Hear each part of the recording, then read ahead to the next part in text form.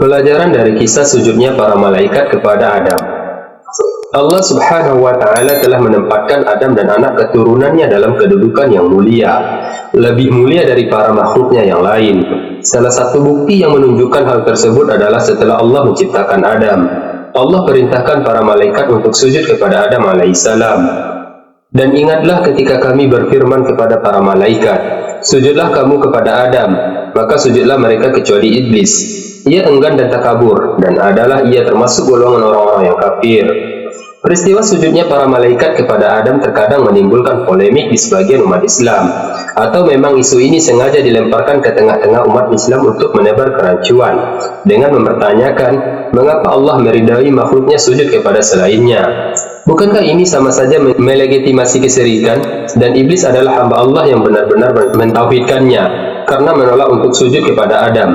Kurang lebih demikian kalimat rancu yang sering dibesar-besarkan oleh sebagian kalangan. Yang perlu kita ketahui adalah para ulama membagi sujud ke dalam dua bagian. Pertama, sujud ibadah. Yang kedua, sujud tahiyah, penghormatan. Sujud ibadah hanya boleh dipersembahkan kepada Allah semata, tidak boleh kepada selainnya. Allah tidak pernah memerintahkan satupun dari makhluknya untuk bersujud kepada selainnya dalam rangka untuk beribadah kepada makhluk tersebut. Para malaikat Allah perintahkan sujud kepada Adam bukan dalam rangka sujud ibadah, tapi sujud penghormatan. Sujud penghormatan merupakan bagian dari syariat umat-umat terdahulu. Kemudian amalan ini diharamkan dengan utusnya Nabi Muhammad SAW.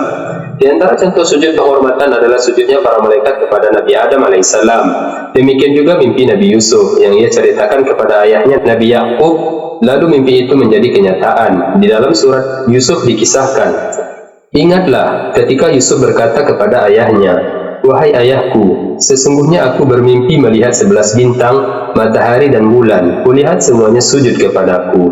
Dan ia menaikkan kedua ibu bapaknya ke atas singgasana, dan mereka semuanya merebahkan diri seraya sujud kepada Yusuf. Dan berkata Yusuf, wahai ayahku, inilah takdir mimpiku yang dahulu itu.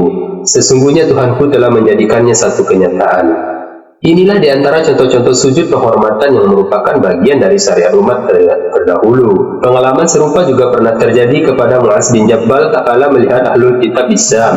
Tak kala pulang dari Syam, Mu'az sujud di hadapan Rasulullah SAW. Maka Rasulullah SAW mengatakan, apa-apaan ini, wahai Mu'az? Mu'az menjawab, aku baru datang dari Syam, yang kulakukan ini serupa dengan mereka. Mereka sujud untuk uskup dan pendeta-pendeta mereka. Aku pun berkeinginan melakukannya kepadamu. Beliau SAW menjawab, jangan kau lakukan. Seandainya aku memerintahkan seorang untuk bersujud, maka akan kuperintahkan istriku untuk bersujud kepada suaminya. Apa yang dilakukan penduduk Syam adalah contoh dari syariat terdahulu yang masih diamalkan. Mereka sujud kepada pemuka-pemuka agama dan tokoh-tokoh mereka sebagai penghormatan untuk para pembesar tersebut, bukan untuk menyembah mereka. Di antara contoh lainnya juga, ada seekor hewan melata yang sujud kepada Nabi SAW, kemudian beliau melarangnya karena sujud kepada makhluk. Baik itu sujud penghormatan, terlebih lagi sujud untuk ibadah. Haram hukumnya dalam syariat Muhammad SAW. Dalam timbangan syariat Muhammad, sujud penghormatan sama saja dengan sujud ibadah. Haram hukumnya apabila dipersembahkan kepada selain Allah.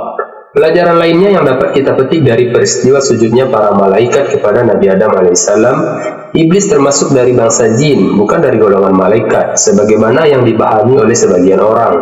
Mereka diciptakan dari cahaya, sedangkan bangsa jin termasuk iblis Allah ciptakan dari api.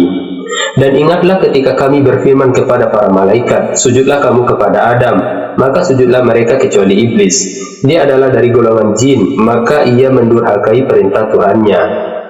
Apakah yang menghalangimu untuk bersujud kepada Adam di waktu aku menyuruhmu? Iblis menjawab, saya lebih baik daripadanya. Engkau ciptakan saya dari api, sedangkan dia engkau ciptakan dari tanah. Dengan demikian, iblis bukanlah dari golongan malaikat. Saat itu ia hanya bersama dengan para malaikat Allah yang taat. Ada yang menyatakan dahulu iblis adalah bangsa jin yang taat kepada Allah.